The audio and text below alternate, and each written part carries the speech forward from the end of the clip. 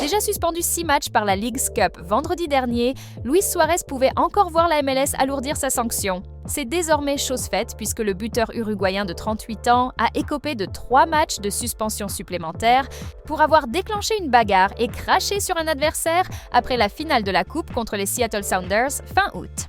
Il manquera ainsi les prochaines rencontres de saison régulière contre Charlotte, Seattle et DC United. Par ailleurs, Steven Lenhart, entraîneur adjoint des Seattle Sounders, a été sanctionné plus sévèrement. La MLS lui a retiré son accréditation pour le reste de la saison, l'interdisant d'être sur le terrain, dans les vestiaires et à proximité de l'équipe, alors qu'il avait été suspendu 5 matchs. Son club est aussi condamné à une amende pour détournement d'accréditation. Sergio Busquets et Thomas Aviles, bien qu'impliqués dans l'altercation, n'ont pas reçu de sanctions supplémentaires après celle de la Leagues Cup. Près d'un an après l'énorme controverse autour du Real Madrid et du Ballon d'Or, les relations entre le club merengue et les organisateurs ne se sont pas arrangées. De quoi présager une nouvelle catastrophe pour la cérémonie à venir? Une année est passée, mais le Real Madrid a la rancœur tenace. Le 28 octobre dernier, le Ballon d'Or était attribué au joueur de Manchester City, Rodri.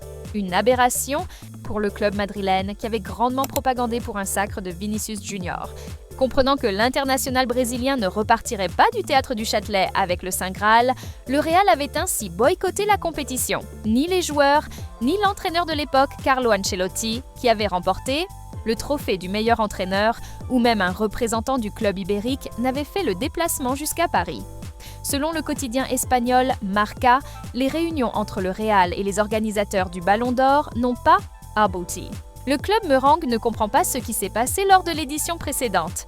De plus, la présence de l'UEFA, affiliée à cette cérémonie depuis l'année passée et en conflit avec le Real Madrid suite à la création de la Super League, n'est pas non plus un facteur qui favorise un accord. Sauf retournement de situation, aucun joueur ni représentant du club espagnol ne devrait donc faire le déplacement dans la capitale française dans 13 jours. Une manière de montrer que le préjudice de l'année dernière n'a toujours pas été pardonné et que le Real Madrid, connu également pour son nombre important de joueurs qui ont remporté le Ballon d'Or, Di Stefano, Copa, Figo, Ronaldo, Cannavaro, Cristiano, Modric et Benzema, a décidé de tourner la page avec le plus important des trophées individuels. Depuis plusieurs jours, Fenerbahçe est sans entraîneur. Suite à l'élimination en barrage de Ligue des Champions contre Benfica, José Mourinho a été évincé du banc du club stambouliote. Dès lors, les dirigeants du Fener se sont lancés à la recherche d'un nouvel entraîneur.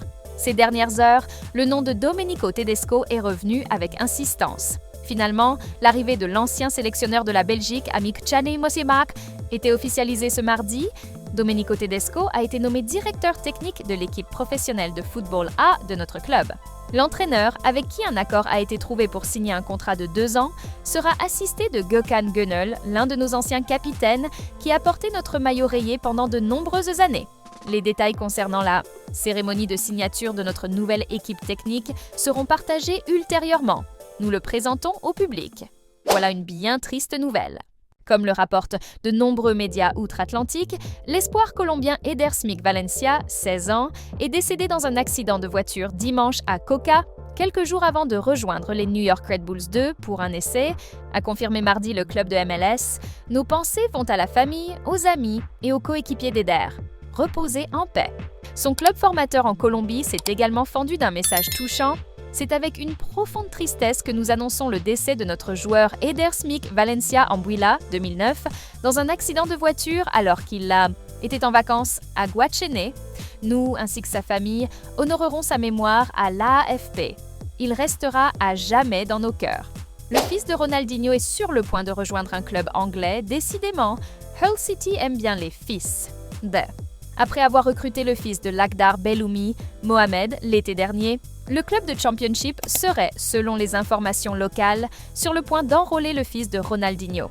En effet, d'après les dernières informations du média Hull Daily Mail, João Mendes va déjà quitter Burnley après avoir signé l'été dernier. Avec Hull, il devrait jouer dans un premier temps avec la réserve. Pour rappel, le fils de l'illustre Ronaldinho est un attaquant de 20 ans qui avait joué dans les équipes de jeunes du FC Barcelone en 2023-2024. Ce n'est pas un hasard si Haaland est surnommé Cyborg.